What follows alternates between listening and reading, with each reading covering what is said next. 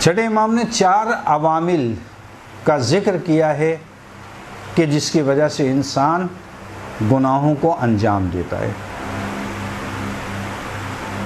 پہلا عامل کہ جس کی وجہ سے انسان گناہوں کو انجام دیتا ہے، پہلا عامل ہے کہ انسان مادہ گر ہو جاتا ہے، یعنی دنیا پرست ہو جاتا ہے۔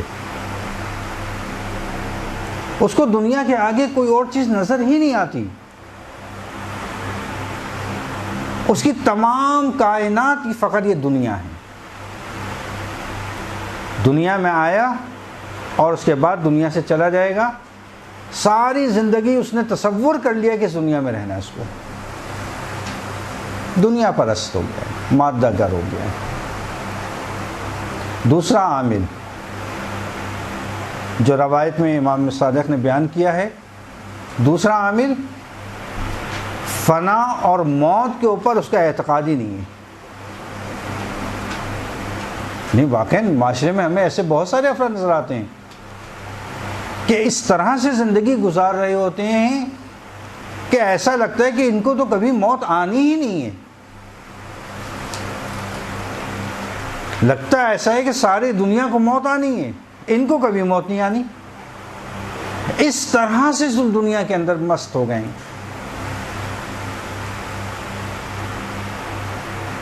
بھول چکے ہیں موت کو۔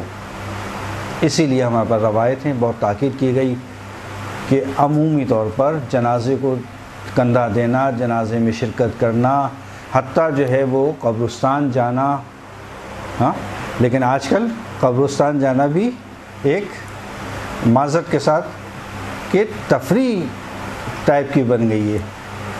تفریح کی جگہ نہیں ہے، یہ عبرت کی جگہ ہے کہ انسان کو یہ احساس کرنا ہے، یعنی کندھا دیتے ہوئے، حتیٰ روایت آئی ہے کہ دیکھو کندھا دیتے ہوئے یہ تصور کرنا کہ جیسے میں کندھا دے رہا ہوں، اپنے آپ کو اس میں میں لیٹا ہوں، یہ ہے کہ اس تصور کے ساتھ کندھا دینا ہے جنازے کو۔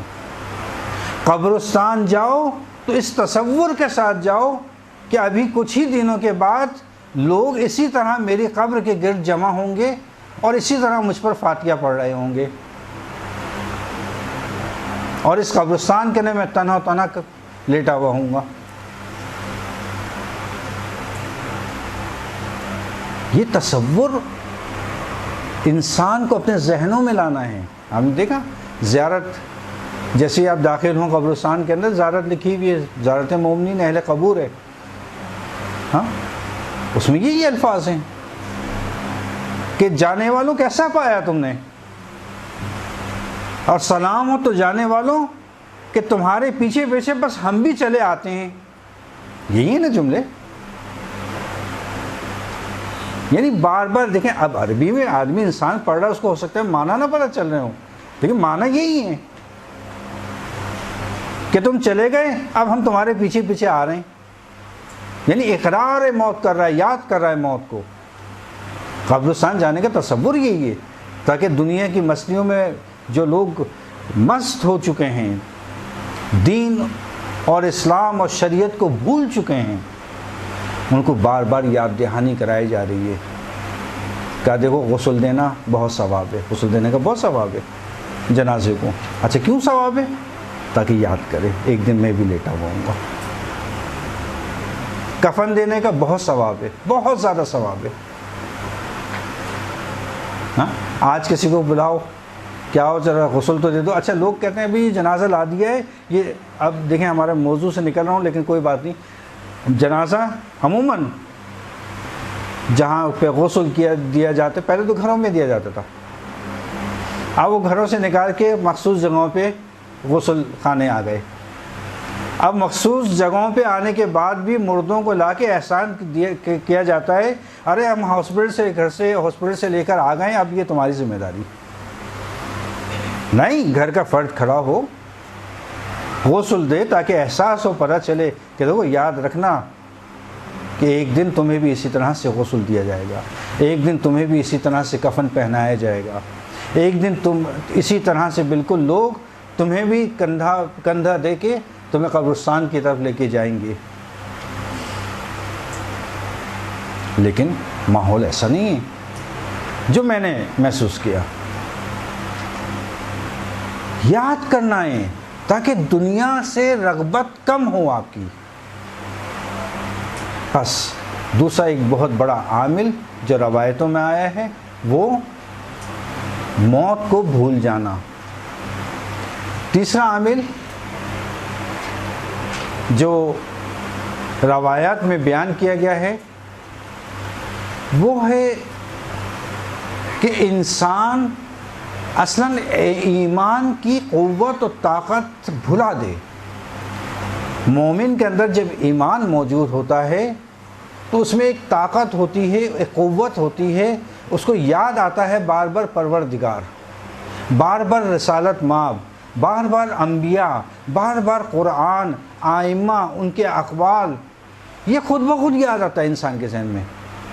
اچھا کتنا ہی بد کردار کیوں نہ ہو کوئی مومن،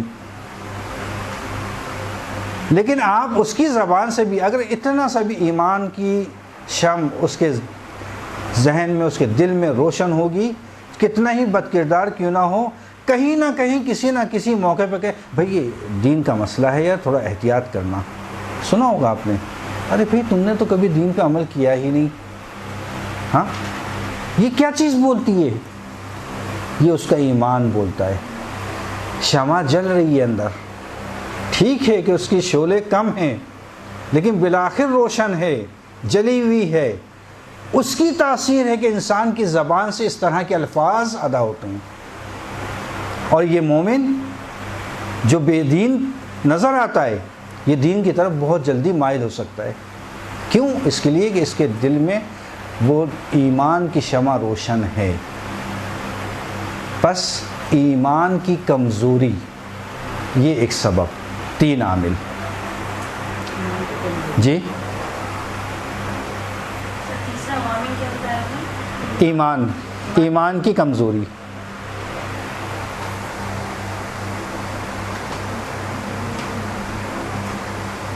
چوتھا عامل کہ جس کی وجہ سے انسان گناہوں کو انجام دیتا ہے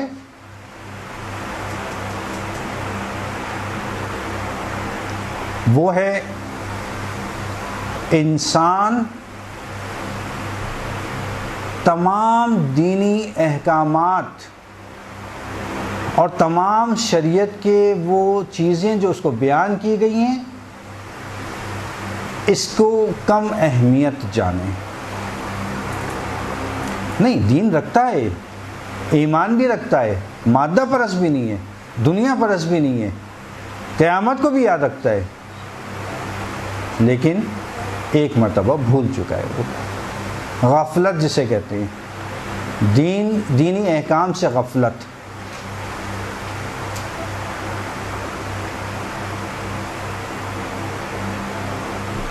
یقینی طور پہ آپ نے دیکھا ہوگا بعض دفعہ انسان جو ہے وہ بیٹھا ہوا ہوتا ہے، ایک ایسی دنیا میں پہنچا ہوا ہوتا ہے کہ ایک اگر کوئی شخص آواز بھی دے تو ایک مرتبہ انسان متوجہ نہیں ہوتا، حالانکہ بیٹھا ہوا ہے اس کے سامنے، اور ایک دم چونکتا ہے کہ اچھا تم نے آواز دی۔ بالکل یہ کیفیت ان افراد کی ہے، جانتے ہیں، ایمان رکھتے ہیں، دنیا پرست بھی نہیں ہے، ایمان بھی رکھتے ہیں، قیامت کو بھی مانتے ہیں، موت کو بھی جانتے ہیں، لیکن پھر بھی غفلت کا شکار ہیں۔ سب کچھ جاننے کے باوجود ہم کچھ لمحوں کے لیے غافل ہوتے ہیں کہ جب آواز دی جاتی ہے ایک دم چونک کے اٹھتے ہیں کہ اچھا آپ نے آواز دی، کبھی کہاں تھے، ہوش و حواس میں بیٹھے ہوئے متوجہ نہیں ہوتا انسان۔ بالکل یہ کیفیت ایسے انسانوں کی ہے کہ جو دین سے غافل ہیں، غفلت کا شکار ہیں، کہ اگر ایک مرتبہ ان کو صدا دی جائے، آواز دی جائے تو وہ یقینی طور پر دین اسلام کی طرف آ سکتے ہیں، لیکن اس غفلت کے پردے کی وجہ سے وہ گناہوں کو انجام دیتے ہیں۔ یہ وہ چار عوامل تھے کہ جن کو امام نے اپنی روایت میں بیان کیا کہ ان عوامل کی وجہ سے انسان گناہوں کو انجام دیتا ہے۔